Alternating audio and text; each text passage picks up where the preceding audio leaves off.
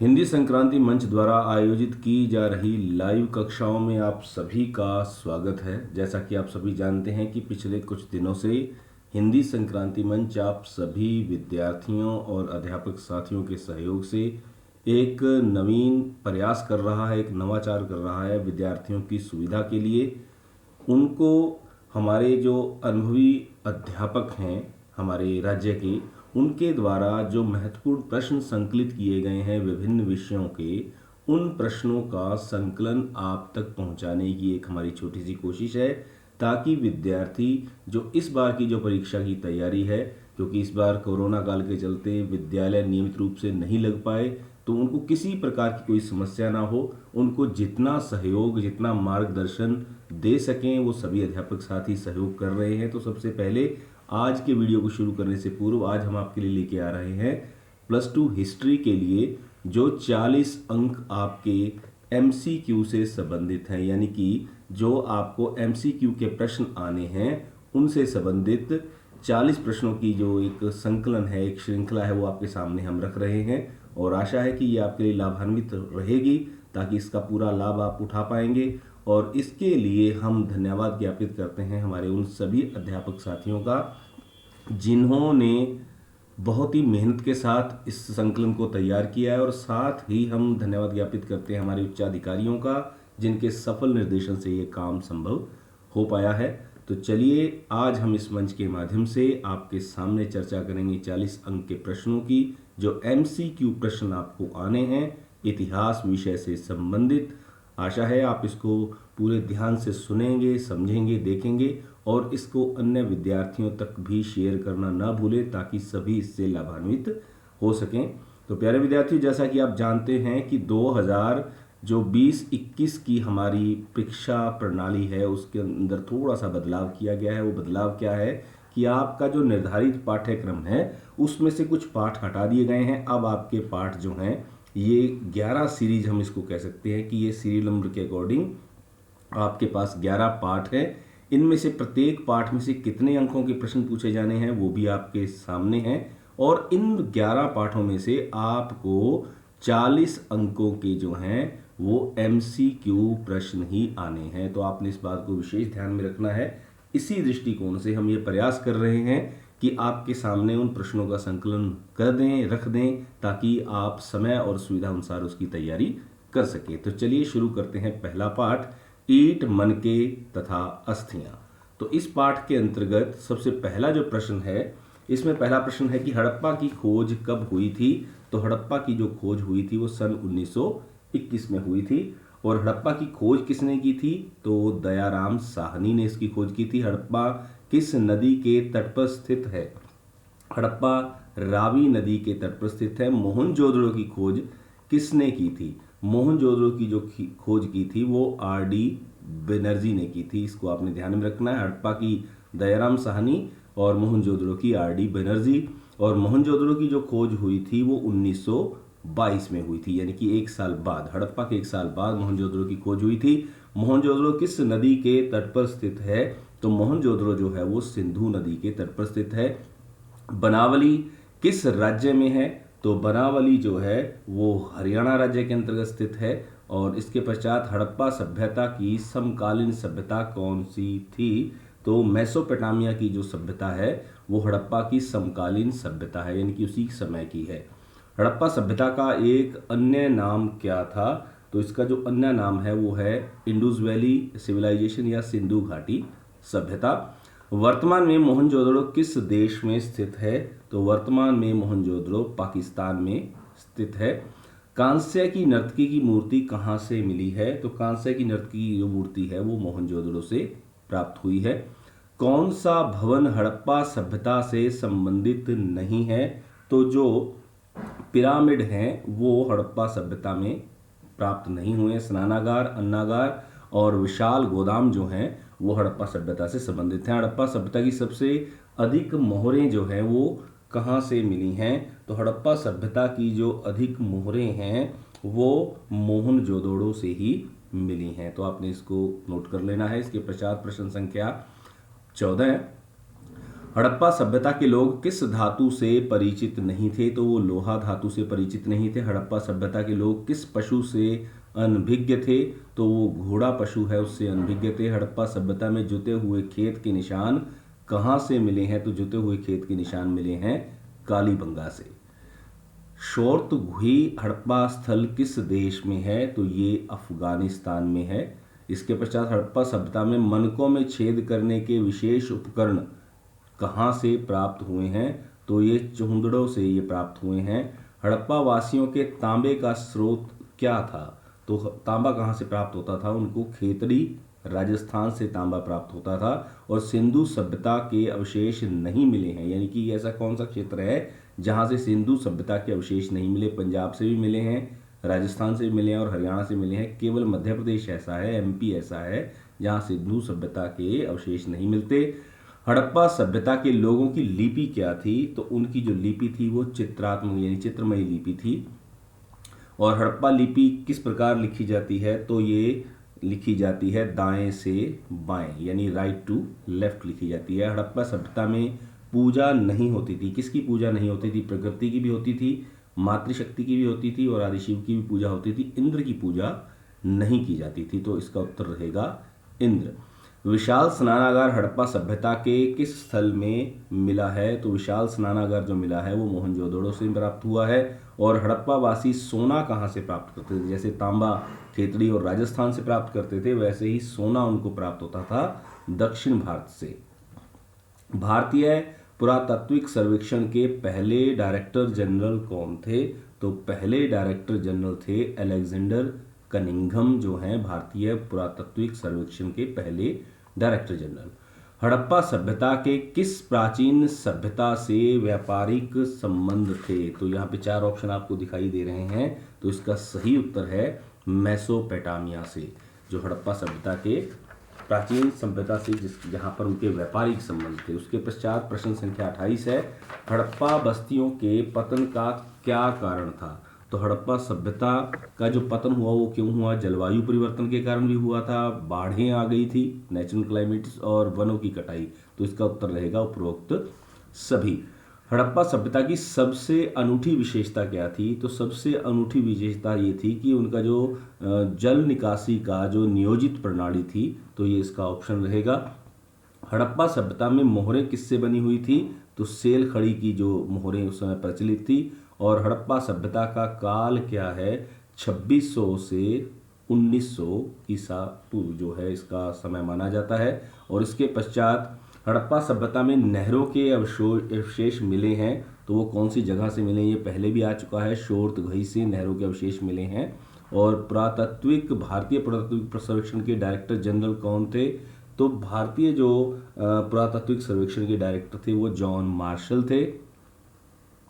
हड़प्पा सभ्यता में किस स्थल से बंदरगाह के अवशेष प्राप्त हुए हैं? तो ये बंदरगाह के अवशेष प्राप्त हुए हैं लोथल, गुजरात से। इसके पश्चात अगला प्रश्न है, हड़प्पा सभ्यता की मोहरें कहाँ से प्राप्त हुई हैं? हड़प्पा सभ्यता की जो मोहरें हैं वो मेसोपोटामिया से प्राप्त हुई हैं।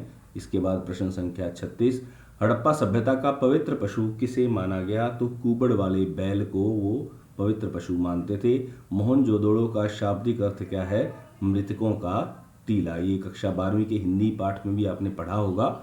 तो इसके पश्चात अगला पाठ है, हड़प्पा सभ्यता किस प्रकार की सभ्यता थी? तो ये एक नगरीय सभ्यता थी, ये भी आपने हिंदी के पाठ में पढ़ा होगा। हड़प्पा सभ्यता के लोगों का प्रमुख व्यवसाय क्या था? तो खेती करना वहाँ के लोगों का प्रमुख व्यवसाय था। इसके पश्चात प्रश्न संख्या 40, हड़प्पा सभ्यता कौन से युग की सभ्यता थी? तो ये कांस्य युगीन, उस समय कांसा धातु युग था, उस समय की सभ्यता थी। हड़प्पा सभ्यता में घोड़े के अवशेष कहाँ से प्राप्त हुए हैं? तो ये घोड़े के जो अवशेष प्राप्त हुए ये सुतकोतड़ा से प्राप्त हुए हैं। और हड़प्पा सभ्यता में जलाशय कहाँ से मिला है? ये धोलावीरा से जलाशय प्राप्त हुआ है। हड़प्पा वर्तमान में कहाँ स्थित है? तो हड़प्पा वर्तमान में पाकिस्तान में स्थित है। सिंधु घाटी सभ्यता का स्थल कालीबंगा, जो कालीबंगा की बात हुई है वो कालीबंगा कहाँ स्थित है? वो राजस्थान के अंदर कालीबंगा स्थित है, लोथल गुजरात में है और बनावली हरियाणा में। और हड़प्पा स्थल हरियाणा में नहीं है। कौन सा हड़प्पा स्थल हरियाणा में नहीं है? तो इसमें से जो कालीबंगा है, आप ऊपर भी जान चुके हैं कि कालीबंगा राजस्थान में है। तो मिठातल, बनावली और राखीगढ़ी ये तीनों ही हरियाणा के हड़प्पा स्थल हैं।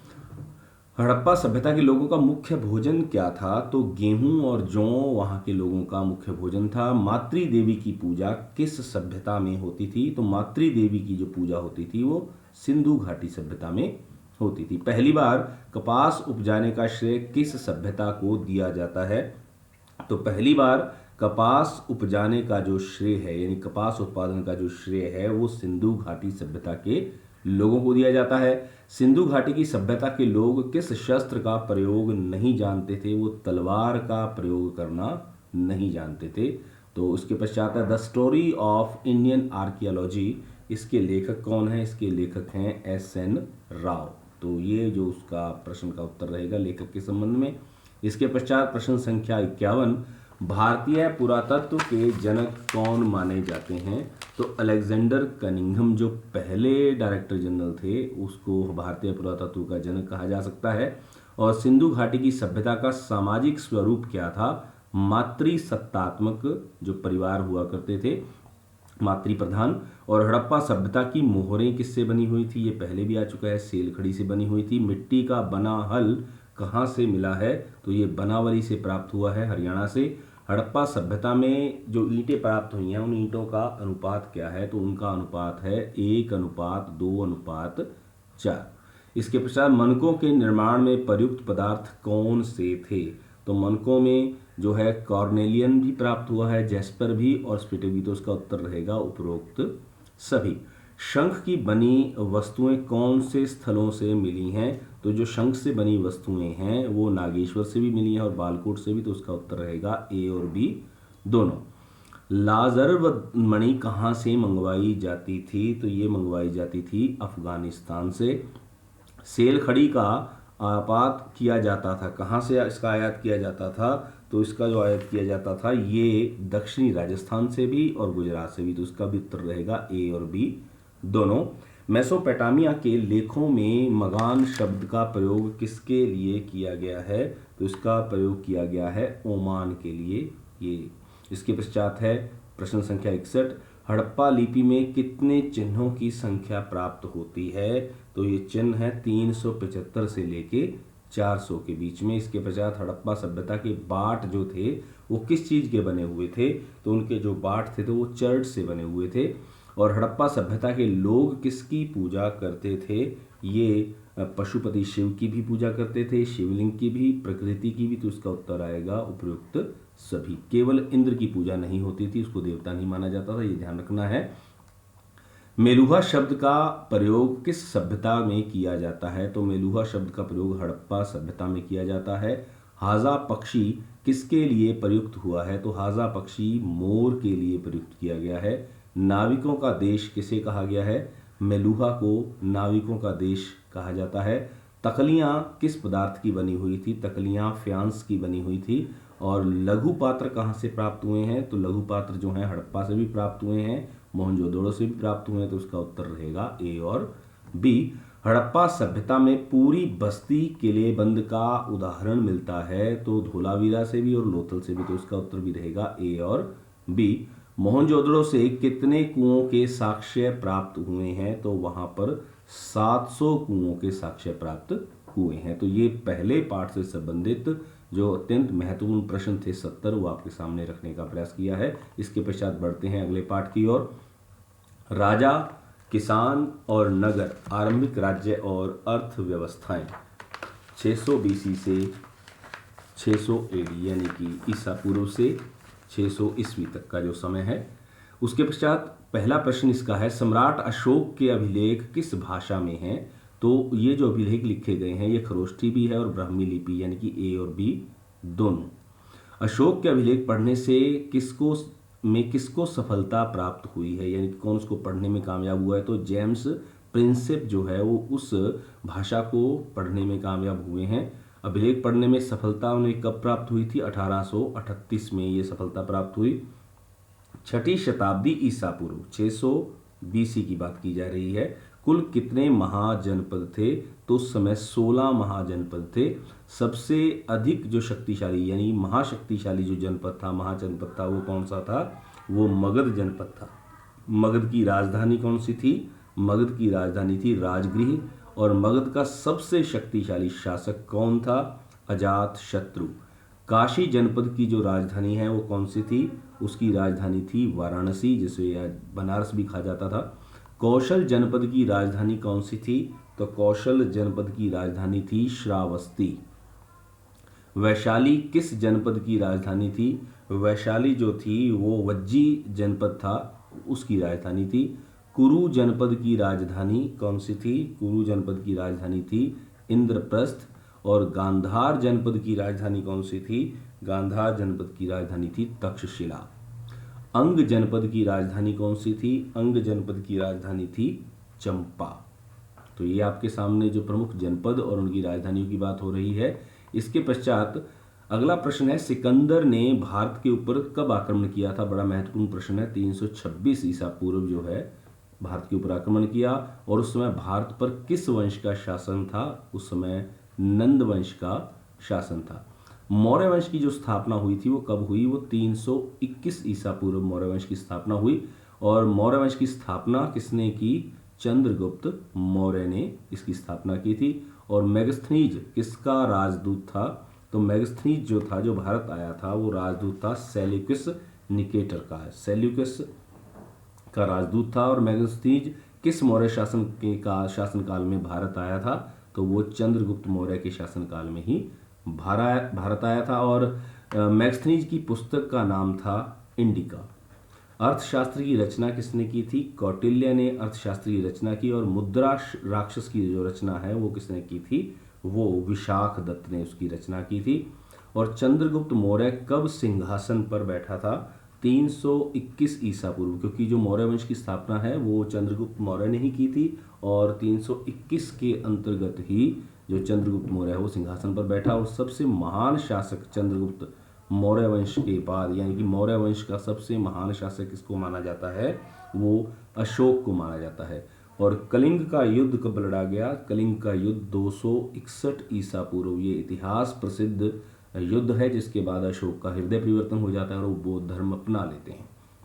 मौर्य साम्राज्य की राजधानी पाटलिपुत्र थी, जिसे आजकल पटना कहा जाता है।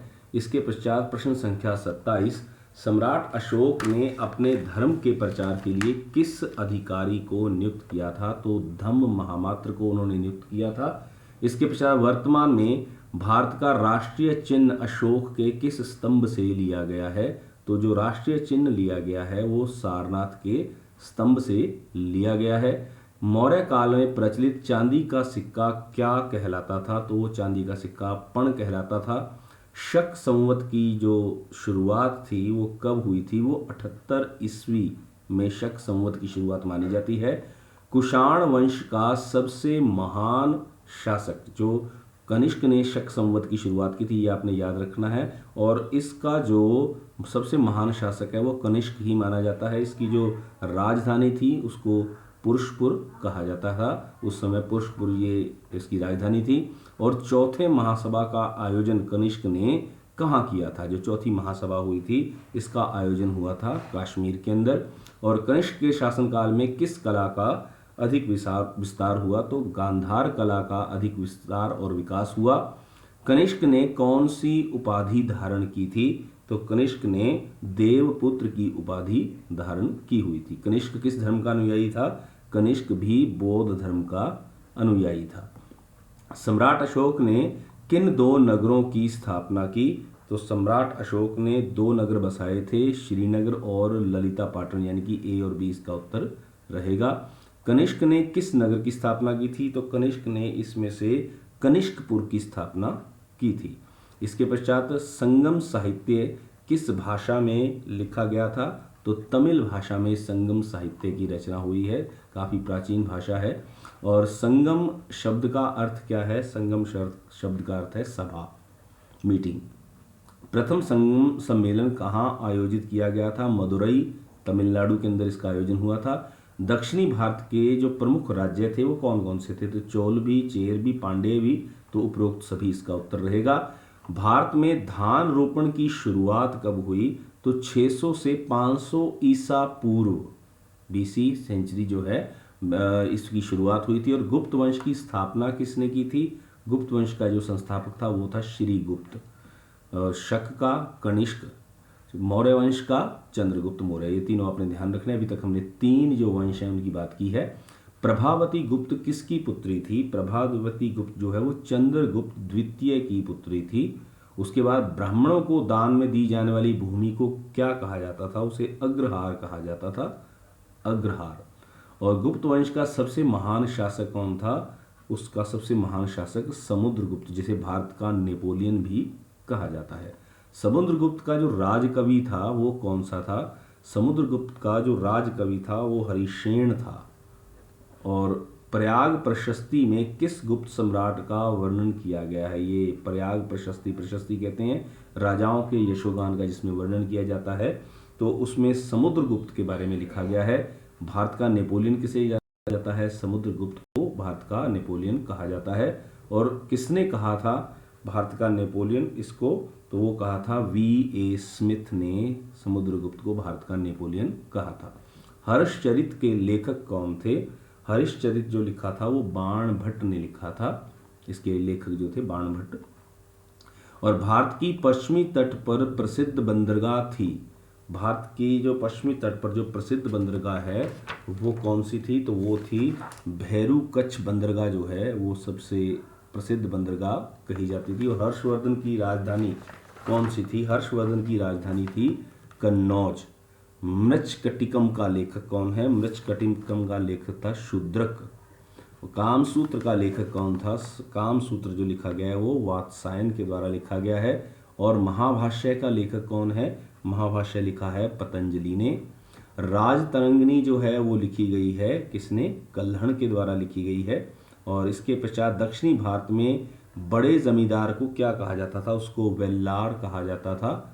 और गुप्त काल का सबसे प्रसिद्ध गणितज्ञ आर्यभट्ट जो थे उस समय के सबसे प्रसिद्ध गणितज्ञ थे। मैगस्थनीज किस देश का रहने वाला था? वो यूनान का रहने वाला था। और देवानप्रिय और प्रियदर्शी की उपाधियां किस शासक ने धारण की थी? तो ये उपाधियां धारण की थी अशोक ने। मुद्रा शास्त्र में किसका अध्ययन किया जाता है? तो उसमें सिक्कों का अध्ययन किया जाता है। भगवान महावीर का संबंध किस जनपद से था? कहाँ के, किस जनपद के वो रहने वाले थे? तो वज्जी जनपद के वो रहने वाले थे।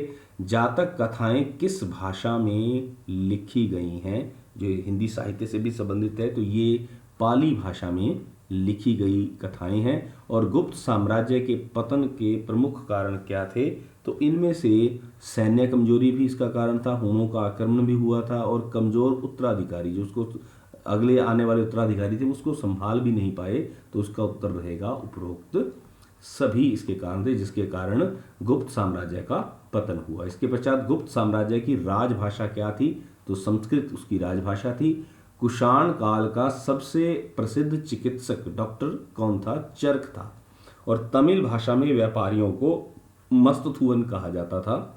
और मौर्य वंश साम्राज्य का जो अंत होता है वो कब होता है? 185 ईस्वी में इसका अंत हो जाता है। अरबों ने सिंध पर कब विजय प्राप्त की थी? 712 ईस्वी में प्राप्त की थी।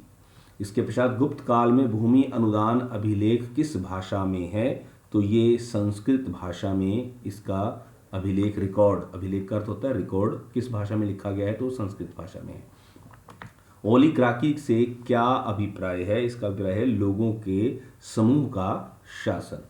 इसके पश्चात हाथी गुफा अभिलेख में किस शासक की जानकारी मिलती है? तो इसमें खारवेल शासक की जो जानकारी मिलती है।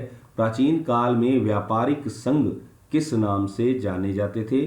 तो प्राचीन काल में जो व्यापारिक संघ थे उन्हें श्रेणी कहा जाता था। बंगाल एशियाटिक सोसाइटी का गठन कब हुआ? ये गठन हुआ था 1784 में। और धर्मशास्त्र ग्रंथ किस भाषा में लिखे गए थे? उस समय संस्कृत ही प्रमुख भाषा रही है। महापाषाण के नाम से विख्यात पत्थरों के बड़े बड़े ढांचे कहाँ से प्राप्त हुए हैं? तो ये प्राप्त हुए हैं दक्षिण भारत से। और वर्तमान में मगध को किस नाम से जाना जाता है? तो मगध को जाना जाता है बिहार के नाम से, और पाटलिपुत्र को पटना के नाम से जाना जाता है। इसके पश्चात प्रश्न संख्या 82, वर्तमान में कलिंग को किस नाम से जाना जाता है? तो कलिंग को जाना जाता है उड़ीसा के नाम से। चंद्रगुप्त मौर्य का जो प्रधानमंत्री था वो कौन था? प्रधानमंत्री थे कौटिल्य। सुवर्णगिरी शब्द का अर्थ क्या है? इसका अर्थ है सोने का पहाड़।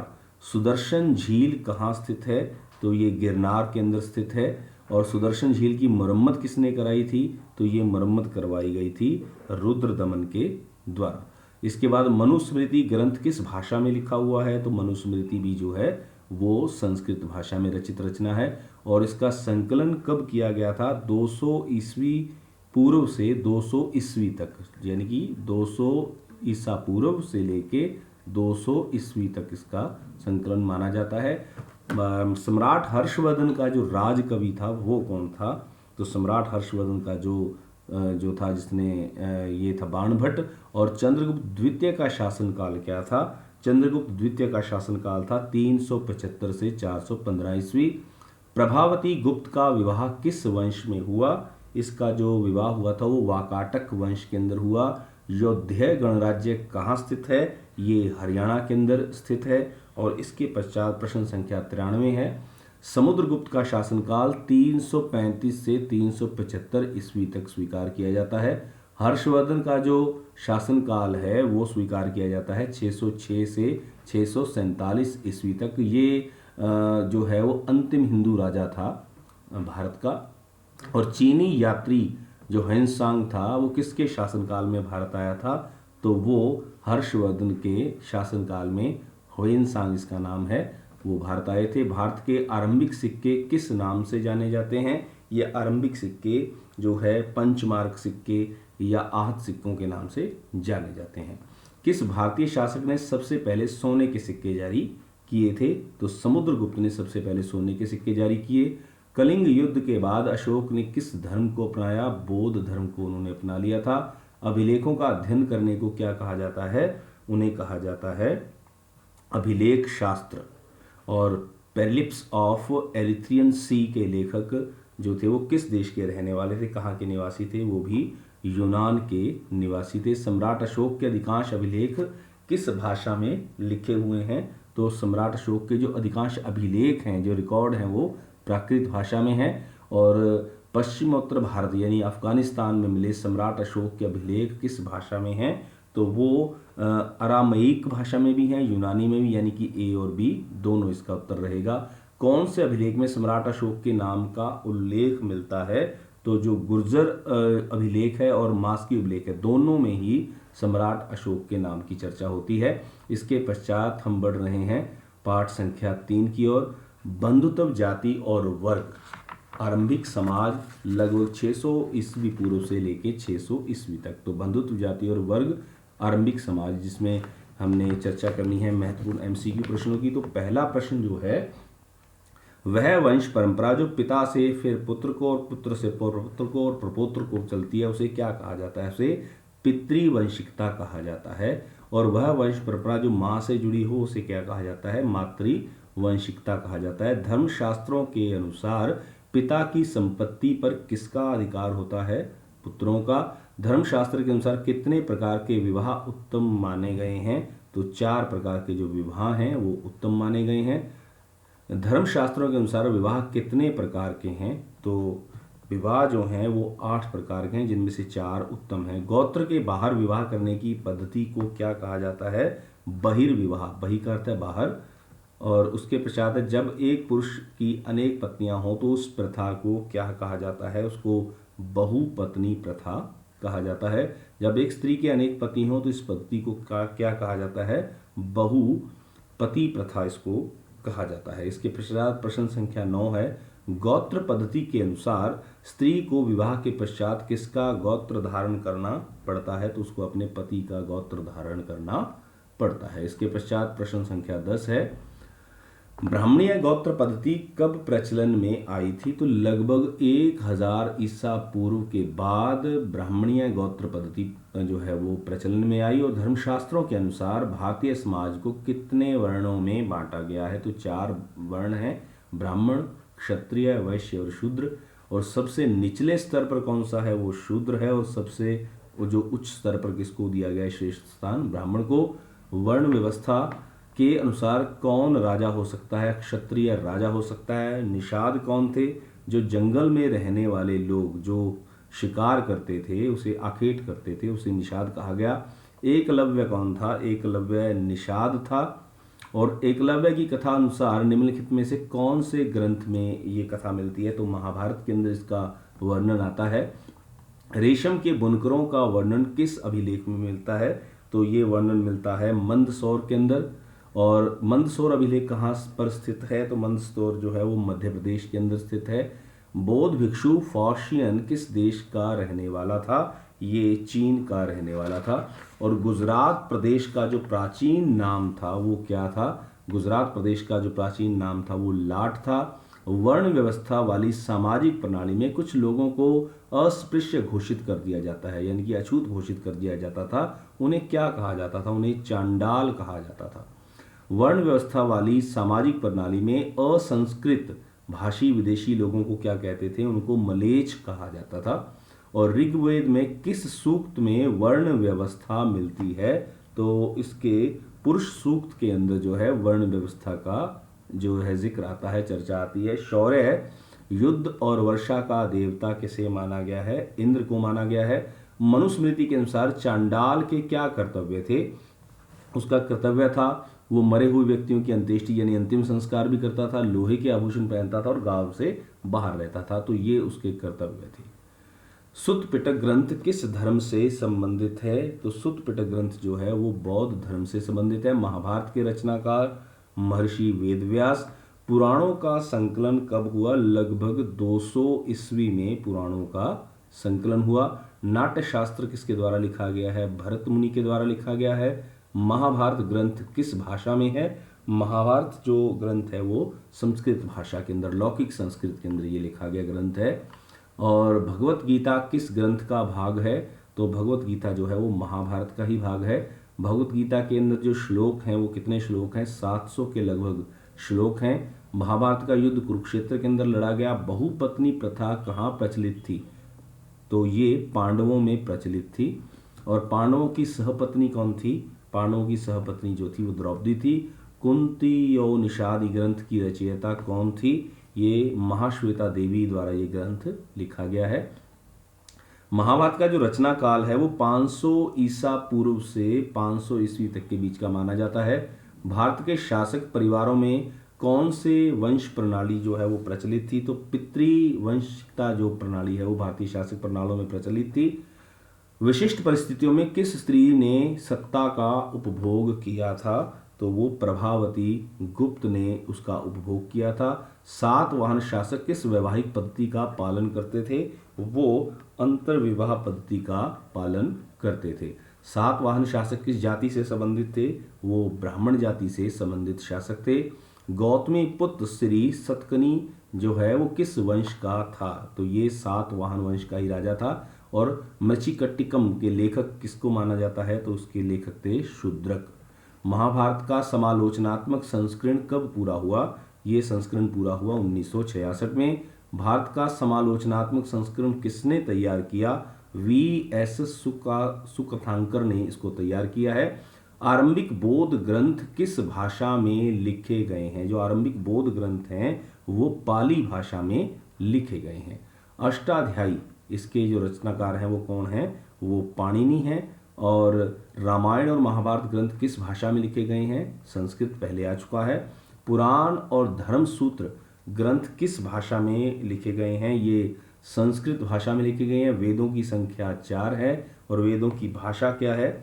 ये संस्कृत है, वैदिक संस्कृत जिसको कहा जाता है। हस्तिनापुर कहाँ स्थित है? हस्तिनापुर उत्तर प्रदेश में स्थित है। और गुप्त व गुप्तोत्तर काल के अधिकांश अभिलेख किस भाषा में खुदे हुए हैं? तो ये संस्कृत भाषा में खुदे हुए हैं। इसके प्रचार प्रश्न संख्या जो 55 है, ह्वेनसांग किस देश का निवासी था? तो चीन का रहने वाला था। हर्षवर्धन के शासनकाल में भारत आया था। मनुस्मृति के अनुसार माता पिता की मृत्यु के बाद संपत्ति का अधिकार किसको दिया जाता है?